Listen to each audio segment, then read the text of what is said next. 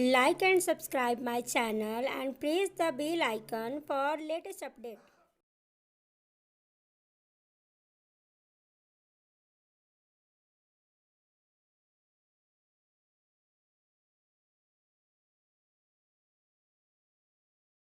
Good morning students.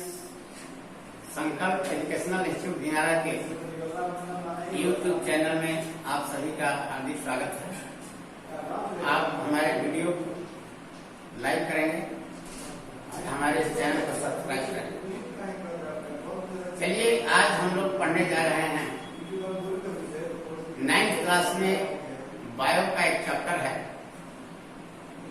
स्वास्थ्य एवं रोग, लेसन 4। आज हम लोग इस चैप्टर को अध्ययन करेंगे जिसमें हम लोग स्वास्थ्य के बारे में पढ़ेंगे और अधिकतर मानव के शरीर में जो रोग होते हैं उनके बारे में हम अध्ययन करेंगे स्टेप बाय स्टेप। पहले हम लोग को समझना है कि स्वास्थ्य क्या है। WHO वर्ल्ड हेल्थ ऑर्गेनाइजेशन, विश्व स्वास्थ्य संगठन ने स्वास्थ्य की एक परिभाषा दी। स्वास्थ्य का मतलब केवल शारीरिक तंदुरुस्ती ही नहीं है, mentally, physically and social wellbeing. यानी स्वास्थ्य का मतलब है कि वह स्थिति, वह कंडीशन जिसमें पूर्ण शारीरिक, मानसिक और सामाजिक संपन्नता, वेलबींग, बिल्कुल आप सोशली, मेंटली और फिजिकली तीनों स्थिति में, तीनों कंडीशंस में आप वेलबींग हो, आप सही स्थिति में। तब ये नहीं कि केवल आपके शरीर में किसी प्रकार का रोग नहीं है, कोई बीमारी नहीं है, किसी तरह का पीड़ा नहीं है, किसी तरह का कष्ट नहीं है। इसका अर्थ यह नहीं है कि आप का स्वास्थ्य अच्छा है, आप स्वस्थ हैं। अच्छे स्वास्थ्य के लिए क्या होना चाहिए कि आप शारीरिक रूप से, मानसिक रूप से और सामाजिक तीनों स्थितियों में आप वेल बीइंग हो, अच्छी स्थिति में, तब कहा जाएगा कि आप स्वस्थ हैं।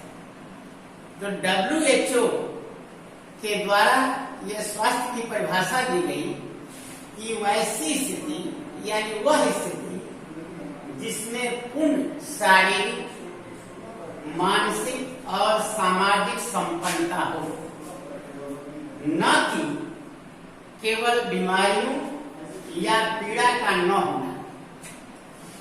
ऐसा नहीं है कि आपके अंदर किसी प्रकार की बीमारी नहीं है, किसी तरह का कष्ट नहीं है तो आप स्वस्थ हैं, ऐसा केवल नहीं है। इसका अर्थ यह है कि आपको शारीरिक रूप से, मानसिक रूप से और सामाजिक तीनों स्थितियों में आप संपन्न यदि हैं, तब कहा जाएगा कि आप स्वस्थ हैं। ये स्वास्थ्य की जो परिभाषा दी गई WHO द्वारा, इसमें हम लोगों को यह समझना है कि अच्छे स्वास्थ्य के लिए शारीरिक तंदुरुस्ती के साथ साथ क्या होना चाहिए, मानसिक रूप से भी सक्रिय होना अनिवार्य है। मेंटली आप फिट हो, फिजिकली और मेंटली दोनों स्थितियों में आप सही हो। अच्छे स्वास्थ्य के लिए केवल शारीरिक तंदुरुस्ती ही जरूरी नहीं है, बहुत हेल्दी आप हैं, शरीर आपका तंदुरुस्त है, ऐसा नहीं है। अच्छे स्वास्थ्य के लिए शारीरिक तंदुरुस्ती के साथ साथ क्या होना चाहिए, मानसिक रूप से सक्रिय होना जरूरी है। तो इसके लिए अच्छे स्वास्थ्य के लिए कुछ आवश्यक शर्त है। क्या शर्त है, इसको हम लोग पढ़ेंगे। अच्छे स्वास्थ्य की मूल शर्तें यहां हमने लिखा है।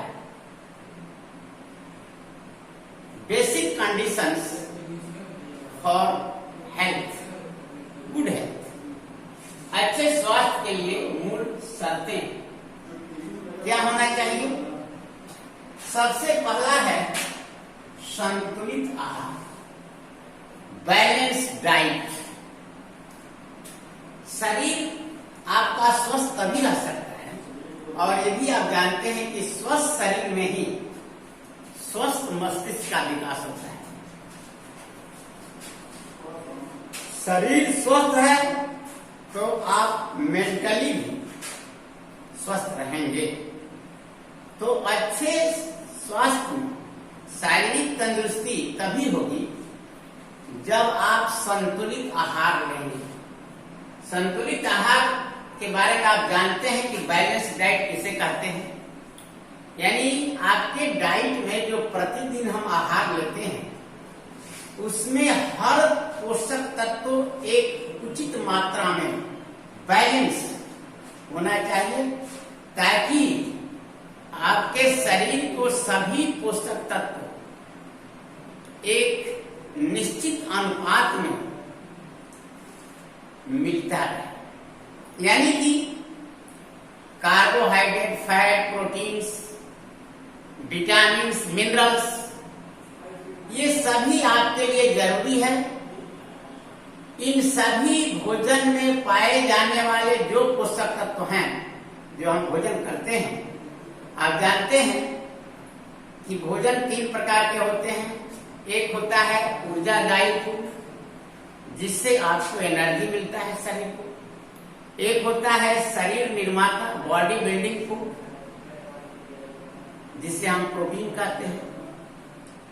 जिन भोजन में प्रोटीन होता है, प्रोटीन हमारे शरीर की कोशिकाओं के निर्माण, टूटी फूटी कोशिकाओं की मरम्मत, कोशिकाओं की वृद्धि, इसका कार्य करता है। और तीसरे तरह का जो फूड है वो है विटामिन्स एंड मिनरल्स। ये हमारे शरीर के अंदर होने वाले रोगों से हमें बचाता है। कहते हैं कि विटामिन ए की कमी से ये रोग हो गया, विटामिन बी की कमी से ये रोग हो रहा है। तो विटामिन की जो आपूर्ति होती है हमारे भोजन से ही होती है।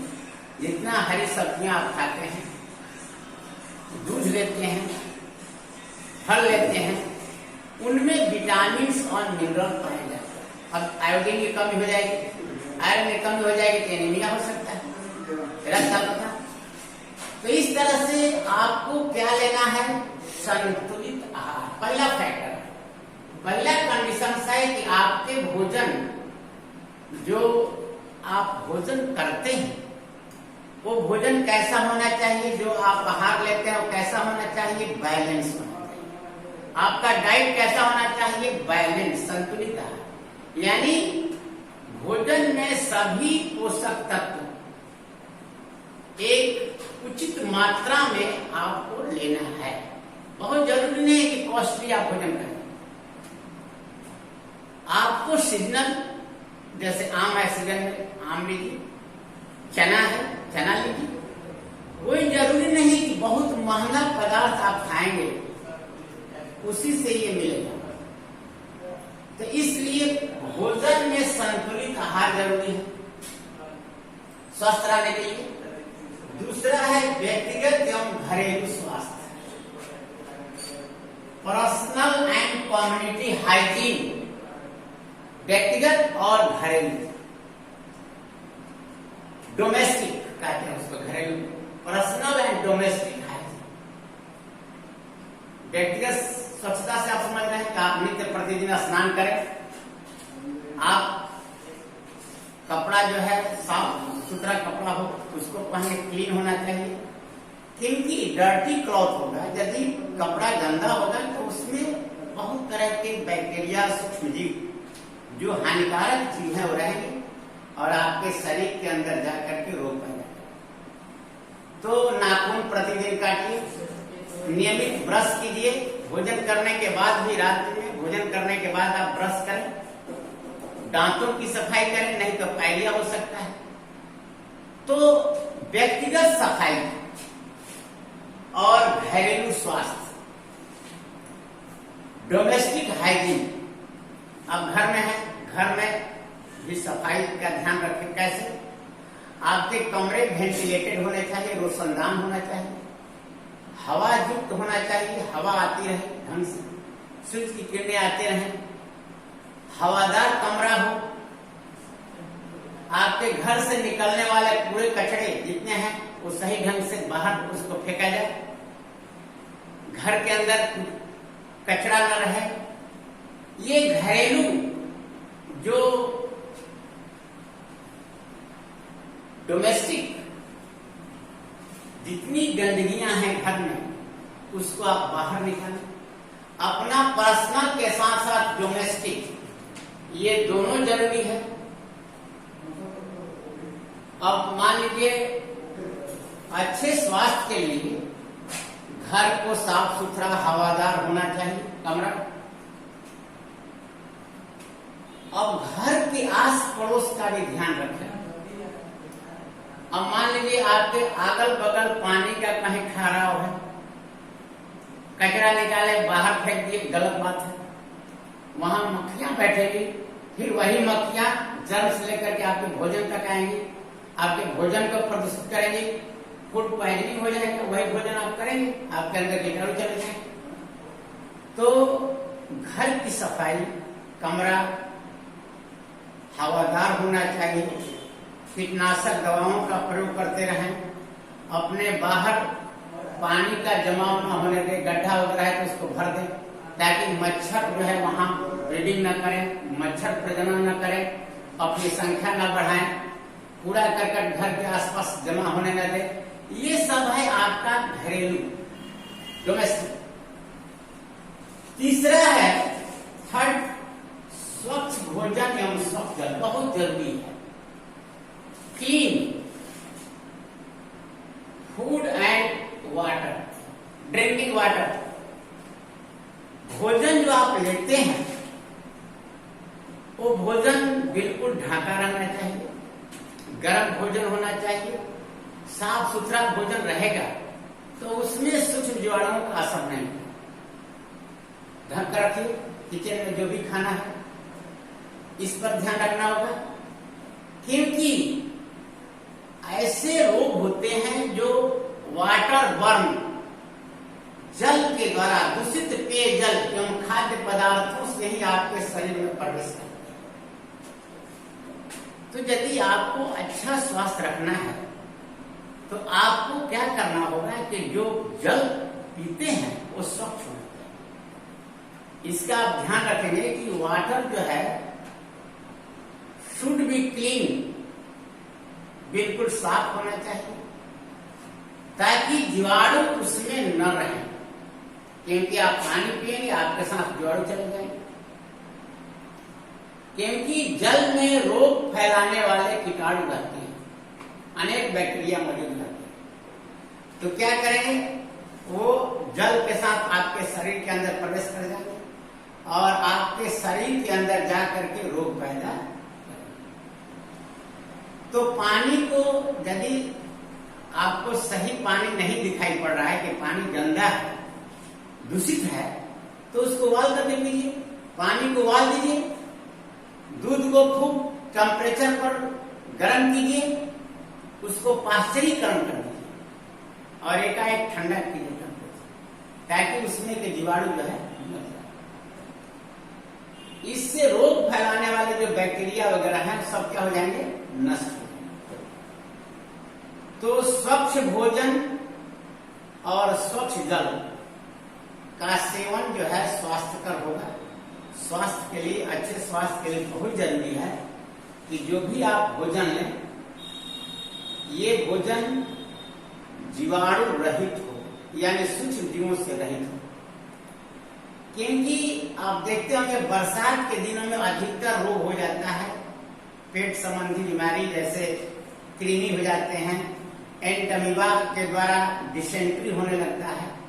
ये सब पहुंचते हैं आपके कंटेमिनेटेड फूड एंड ड्रिंक से ही, यानी दूषित खाद्य और पेय पदार्थों से ही आपके शरीर के अंदर जाते हैं, आपके इंटेस्टाइन को, आपकी आंत को प्रभावित करते हैं।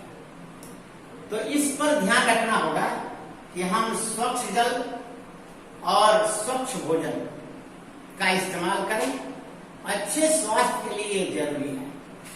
नेक्स्ट पॉइंट आता है व्यायाम, नहीं नेक्स्ट पॉइंट है शुद्ध एवं स्वच्छ वायु, हवा।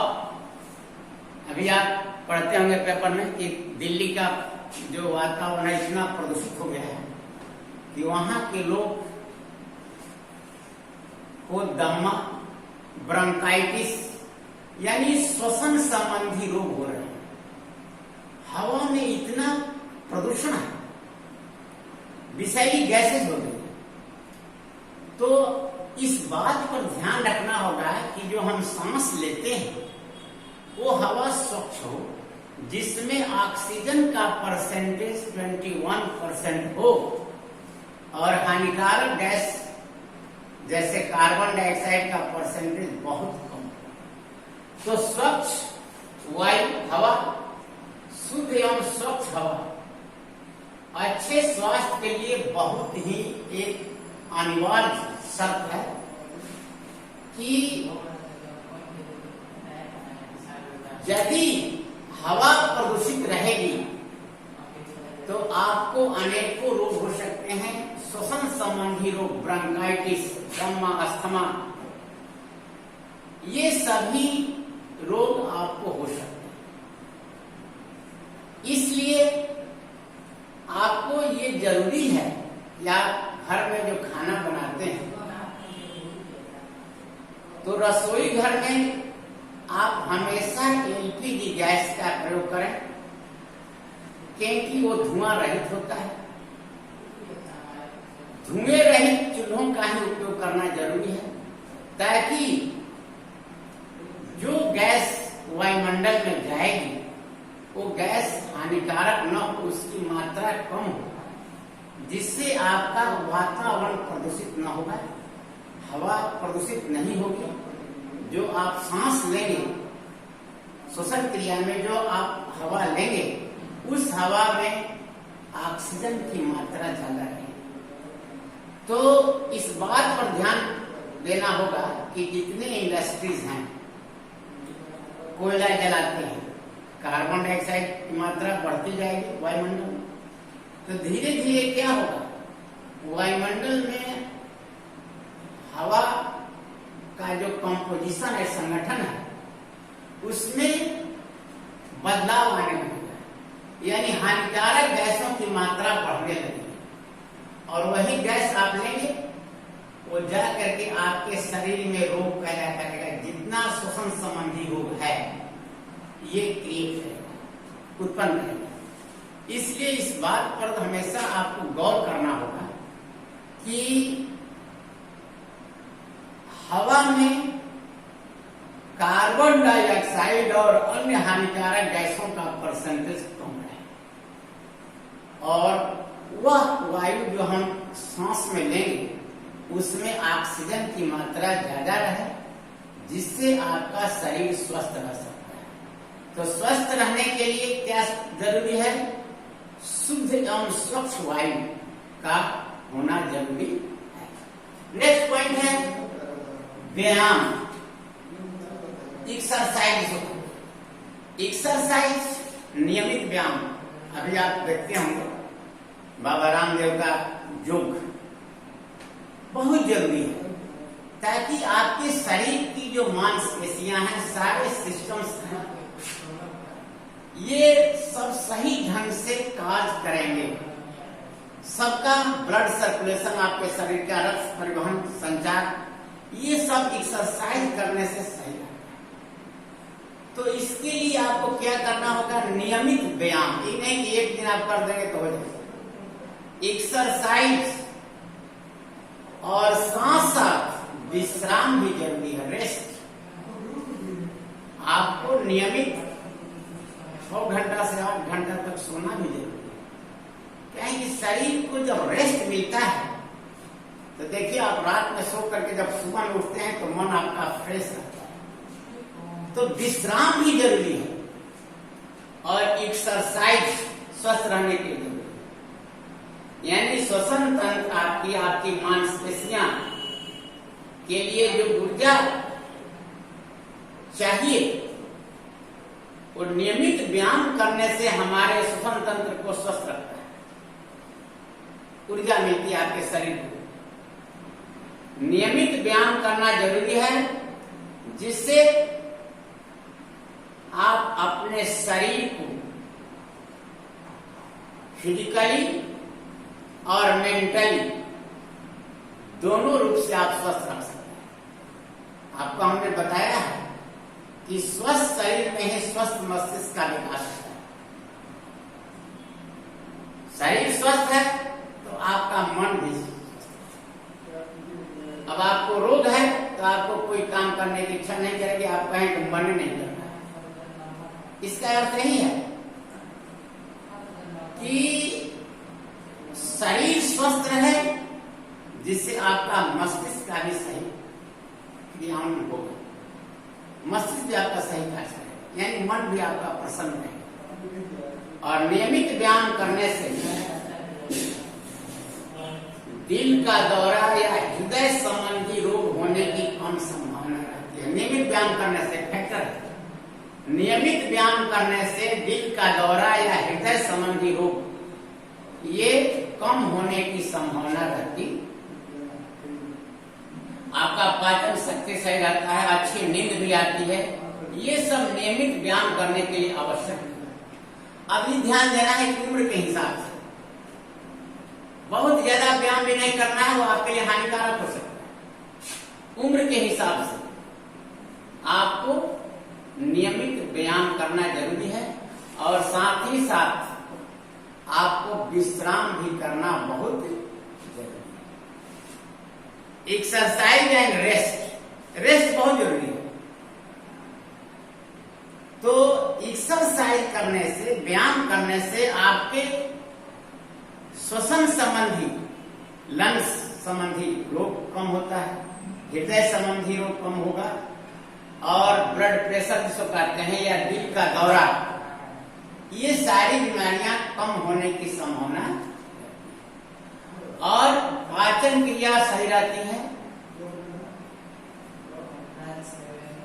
और इसके साथ साथ एक बात को आपको ध्यान रखना होगा कि जैसे गांधी जी कहते थे, टहलना एक अच्छा व्यायाम है। Walking in morning is a good exercise.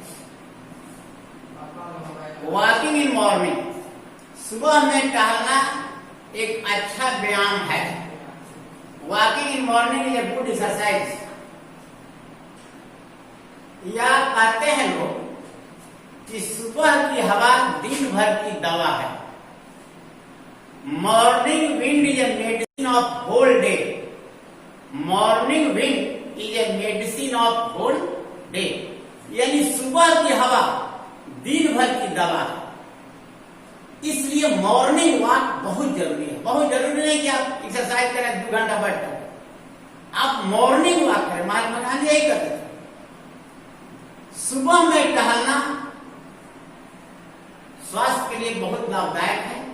यानी सुबह में टहलना, morning walk is a good exercise, ये एक अच्छा व्यायाम ही। इस प्रकार आपको नियमित व्यायाम, टहलना, खेल कूद, शारीरिक श्रम, ये सारी चीजें एक व्यायाम के श्रेणी में ही आती है। जिससे क्या होगा, आपके शरीर में स्फूर्ति बनी रहती है, दिल के दौरा पड़ने की संभावना कम होगी, हृदय संबंधी रोग कम होगा, पाचन क्रिया आपकी सही रहेगी और आपका मन भी प्रसन्न रहेगा। तो ये जरूरी है अच्छे स्वास्थ्य के लिए कि आप नियमित व्यायाम करें, एक्सरसाइज, विश्राम करें। ये मूल शर्त है अच्छे स्वास्थ्य के लिए। नेक्स्ट पॉइंट है दुर्व्यसन का न होना, नो एडिक्शन। ये बहुत आजकल आम हो गया है, जिसको हम लोग दुर्व्यसन। दुर्व्यसन आप समझते हैं कि यह ऐसी स्थिति है, व्यसन क्या है, दुर्व्यसन क्या है, कि व्यक्ति मनोवैज्ञानिक रूप से किसी न किसी चीज का वो शिकार हो जाता है। अब उसके बिना वो रह नहीं पाएगा, उसको चैन है। जैसे मान लीजिए किसी को नशा है, हीरोइन की नशा है, अफीम खाने की नशा है, उसके बिना एक साइकोलॉजिकल मनोवैज्ञानिक उसमें एक प्रभाव पड़ता है, उसके बिना वो बेचैन हो जाएगा। ये नो एडिक्शन है, इसको कहते हैं दुर्व्यसन। जैसे मदिरा पीना,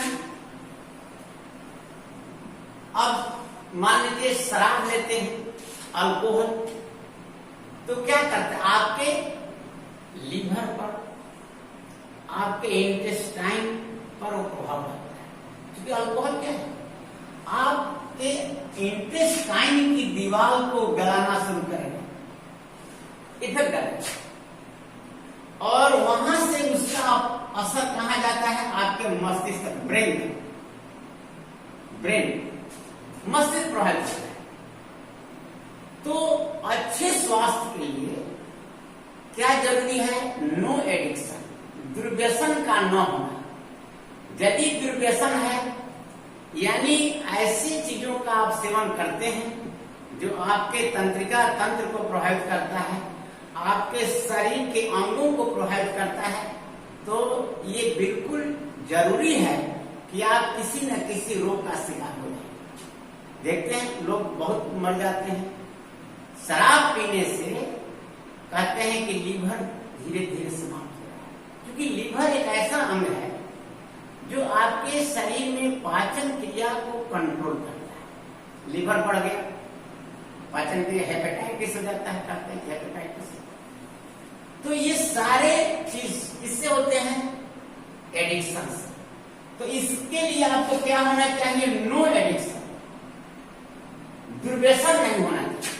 अब उसमें आप देखते हैं जितने तरह की नशीली चीजें हैं, हीरोइन है, ये अफीम है, चरस है, गांजा है, ये सभी चीजों का सेवन बिल्कुल वर्जित है। अच्छे स्वास्थ्य की मूल शर्त है कि ये आप सेवन न करें, क्योंकि आप उसके शिकार हो जाएंगे। शिकार होने का मतलब क्या है कि आप उसके चंगुल में आ जाएंगे। अब यदि आप नहीं लेते हैं, आप उसके आदि रहते हैं, वैज्ञानिक रूप से, मनोवैज्ञानिक रूप से आप उसको पकड़ लेते हैं। अब उसके बिना आपको चैन नहीं है। ये मनोवैज्ञानिक तथ्य है कि आपको अफीम लेना है, आपको हीरोइन लेना है। ये सारे जो मादक पदार्थ हैं आपके शरीर के अंगों को प्रभावित करते हैं और साथ साथ आपके मस्तिष्क को भी प्रभावित, आपके मस्तिष्क को भी डैमेज करते हैं।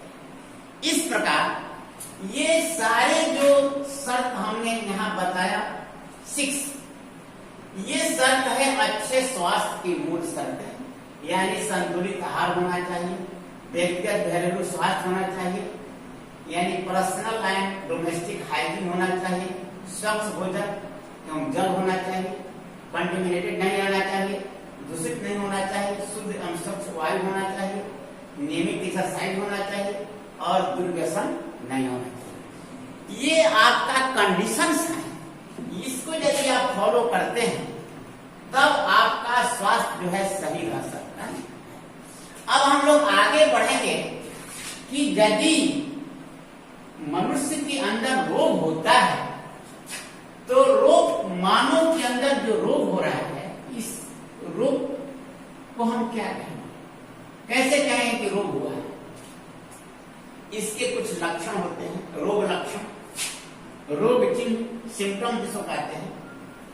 तो रोग होने का मतलब क्या है, आप कहते हैं कि तबीयत ठीक नहीं लग रहा है, तबीयत ठीक नहीं लग रहा है, इसका मतलब क्या है कि रोग एक असामान्य स्थिति है जिसमें शारीरिक अंग या अंग तंत्र, शारीरिक अंग या अंग तंत्र सामान्य रूप से कार्य नहीं करता है। यानी कहते हैं कि नहीं तबीयत ठीक नहीं लग रहा है, कहते हैं। यानी शारीरिक अंग या अंग तंत्र सामान्य रूप से कार्य नहीं करता है, तो कहते हैं कि कोई रोग जरूर है, कहते हैं कि तबियत ठीक नहीं है। यानी रोग एक असामान्य स्थिति, सामान्य नहीं, नॉर्मल कंडीशन नहीं है, एब नॉर्मल असामान्य स्थिति है जिसमें शारीरिक अंग या अंग तंत्र, जिसमें शरीर का आपका अंग या कोई अंग तंत्र सिस्टम नॉर्मली वर्क नहीं करता, सामान्य रूप से कार्य नहीं करता है, तो उसे कहते हैं कि रोग है। अब रोग का लक्षण और रोग के सामान्य चिन्ह, इस बात पर ध्यान देना है। रोग के लक्षण और रोग के सामान्य चिन्ह, लक्षण का मतलब सिम्टम्स, मानी वह संकेत जो शारीरिक अंगों के सामान्य कार्य न करने से मिलते हैं।